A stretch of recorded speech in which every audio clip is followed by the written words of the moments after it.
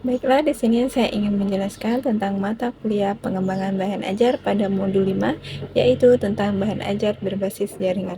Pada modul 5 ini terbagi dua komponen pembelajaran. Yang pertama adalah konsep dasar bahan ajar berbasis jaringan. Yang kedua adalah prinsip dan pengembangan bahan ajar berbasis jaringan. Baiklah, pada kegiatan belajar 1 yaitu tentang konsep dasar bahan ajar berbasis jaringan. Apa itu konsep dasar bahan ajar berbasis jaringan? Konsep dasar bahan ajar berbasis jaringan adalah bahan ajar yang disampaikan dan dapat diakses melalui jaringan lokal maupun jaringan yang lebih luas.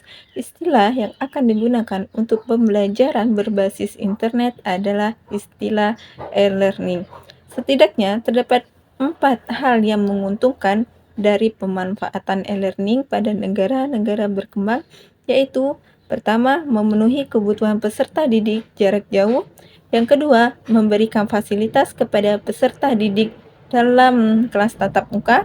Yang ketiga, menekan biaya pelatihan serta dapat menjadi pilihan alternatif penyelenggara pelatihan.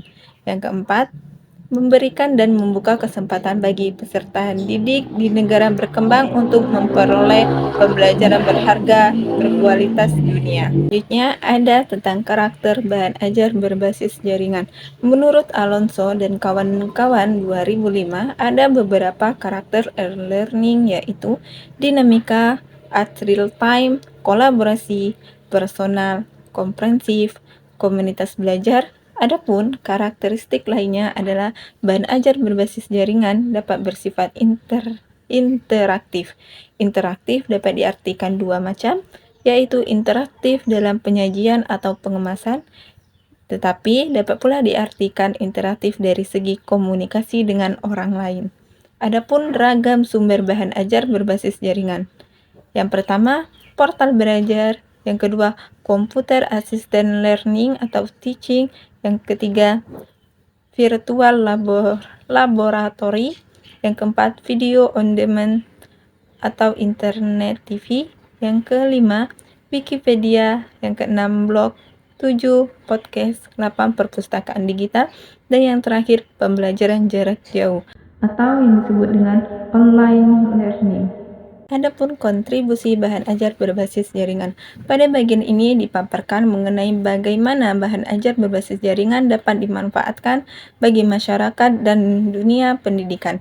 Sejumlah bahan ajar berbasis jaringan dapat diakses secara terbuka melalui internet dan gratis. Terdapat pula bahan ajar yang hanya dapat diakses apabila penggunaan terdaftar. Selanjutnya, pada pembelajaran 2 yaitu tentang prinsip dan pengembangan bahan ajar berbasis jaringan. Prinsip pengembangan bahan ajar berbasis jaringan dalam pembelajaran online atau e-learning menurut Simonson dan kawan-kawan 2012 yaitu yang pertama, mengelola pembelajaran agar lebih jelas bagi peserta didik. Yang kedua, memberikan informasi yang cukup kepada peserta didik. Ketiga, memberikan keluaran dari mata pelajaran atau mata kuliah tersebut. Yang keempat, melakukan tes terhadap aplikasi yang digunakan. Yang kelima, memanfaatkan beragam tidak hanya dalam buku teks.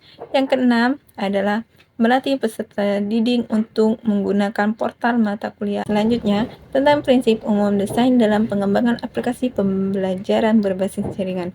Menurut Allen 2003, perlu memperhatikan beberapa komponen utama dalam aplikasi program e-learning, yaitu pertama, motivasi peserta didik. Yang kedua, learning interface. Yang ketiga, struktur materi. Yang keempat, navigasi. Dan yang kelima, interaktif. Selanjutnya yaitu tentang proses pengembangan bahan ajar berbasis jaringan.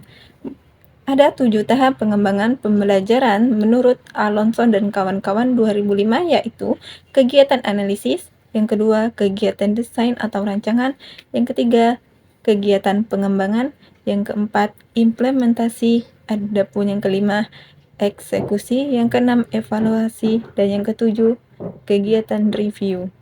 Baiklah, yang terakhir yaitu tentang standar pembelajaran berbasis jaringan. Yang pertama, standar desain instruksional mengacu pada tujuan, sasaran, dan strategi konten, interaktivitas, penilaian, dan umpan balik. Yang kedua, standar desain visual mengacu pada graphical user interface dan elemen navigasi. Yang ketiga yaitu tentang standar media, mengacu pada tata letak layar atau ukuran, elemen tekstual, grafik, animasi, audio, dan video. Yang keempat yaitu tentang standar penulisan, mengacu pada penggunaan bahan tanda baca, singkatan, akronomi, dan elemen teks. Yang kelima yaitu tentang standar penilaian, mengacu pada selaras dengan tujuan pembelajaran yang telah ditentukan. Yang terakhir yaitu tentang standar teknis, mengacu pada interoperabilitas dan portabilitas program pembelajaran online.